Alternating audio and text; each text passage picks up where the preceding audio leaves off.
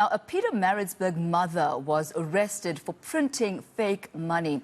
It is alleged that she and her teenage son were selling 1,000 Rand notes for 250 Rand. Police confiscated a Canon color printer as well as the fake money, among other things. Now, while many victims came forward after the arrest, the South African Reserve Bank says that currency counterfeiting has actually been on the decline in the past few years. For more on this, we are talking and joined by the head of currency at the SA Reserve Bank, Kgalegi. Thank you so much for your time this morning. I must say, my first reaction when I saw the story was that it's not some trained syndicate of career criminals who were found making this counterfeit money, but instead it was a mother and her son, the most unlikely suspects. In your history, as far as those who are actually involved with the counterfeiting of banknotes and money, who have the culprits been? Is there a prototype of the counterfeiter, if one could use that word? Thank you, Tammy. Thank you for inviting me. Like you said, the profile is different.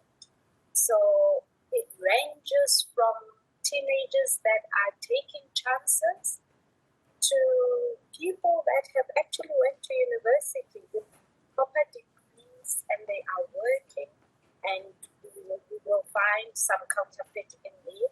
And like you said, a mother and a child also taking chances and doing that, and criminals that we know like core criminals. So it really ranges.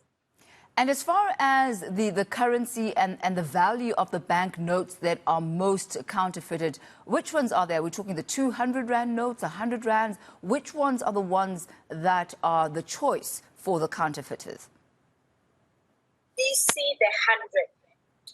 And the reason why the 100 Rand is because it's the most circulating denomination in South Africa. And therefore, because it's commonly out there and people will try and emulate or do a fake 100 Rand. And as far as the communities that would tend to have a proliferation of a circulation of these notes, of counterfeit notes, is there a trend that you may have picked up over the years? We see a lot of it in KZN. And by a lot, maybe let me clarify. You said in your opening statement that it's not that much. How we measure counterfeit is parts per million. And currently, or in the past financial year, it was at 2.9. Now, international standards, counterfeit is ranging from 45 parts per million to 70 parts per million. And in South Africa, like I said, we're sitting at 2.92. So that means it's very low. But that doesn't mean that it's not happening. So it is happening. We see a lot of it in KZN, followed by Gauteng. And the Cape, how does the Western Cape fare? Because you highlighted Johannesburg, you highlighted Gauteng. That's a hub for commerce. KZN also known for its commercial activity. I wonder how the Western Cape fares in this regard. Western Cape is actually very low, extremely low. So that's why I'm not even talking about it. The highest that we see is KZN and You've also said, as the Reserve Bank, that in as much as this still continues to be a problem, but actually the rate or the number of counterfeit notes that are circulating somehow seems to have decreased. Tell us more about that and perhaps what could be behind this.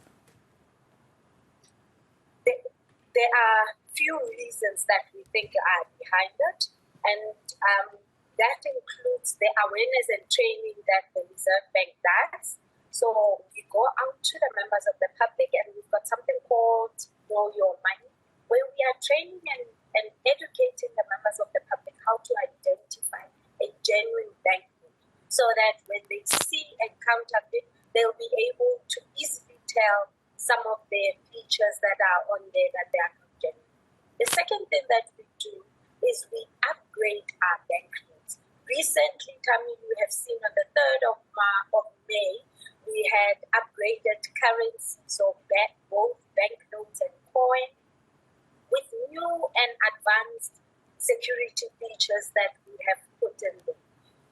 And those make it very difficult for counterfeiters to try and emulate our banknotes. So that constant reviewing and upgrading of banknotes help also to bring down the counterfeit funds per million. The other thing is we work very close with the police. We help them even to complete their Section 212 because we train them on how to identify counterfeit because they do identify a lot of counterfeit. So how to identify it and know your money is important for police as well. So those are some of the things that the Reserve Bank is doing to try and curb or reduce counterfeit. It has reduced, you've asked, what have we seen? It has reduced in just before COVID, so 2019, we were sitting at 10.7 parts per million. 2020, partially probably because we had a shutdown and there wasn't a lot of movement for some of the people.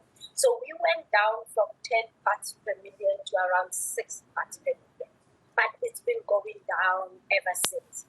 And as I said, last financial year or calendar year, we were sitting at 2.7 parts per million. Well, we thank you for your time this morning and just for giving us some insider information. When you know how to identify the original note, then when you spot a counterfeit, you'll be able to see the watermarks are there and also just being able to study exactly where those watermarks, etc., are and those security marks are on the original currency. Thank you so much for your time this morning. That was the head of currency at the Reserve Bank, Kgalegi. What I was wondering, Gareth, is it was a 1,000 rand note that this woman was actually counterfeiting, her and her son. At first, I was stuck at that 1,000 rand, and then I realized, and I did some checks, there actually is a 1,000 rand note. Have you ever seen it? No. I've never seen really? a one. Apparently, there is a 1,000 rand note. Maybe I should have asked Pearl before letting her go. But if you've seen a 1,000 rand note, as in one note with 1,000 rand value, then let us know. I kid you not. It says here that there's a 200 rand and a 1,000 rand. It says banknotes, 10, 20, 50, 100, 200 and 1,000 rand. Never seen one. I kid you not. I've never seen one. Have you seen one? If you have, do let us know. You can hit us up at the SA Morning on X and at the South African Morning on Facebook.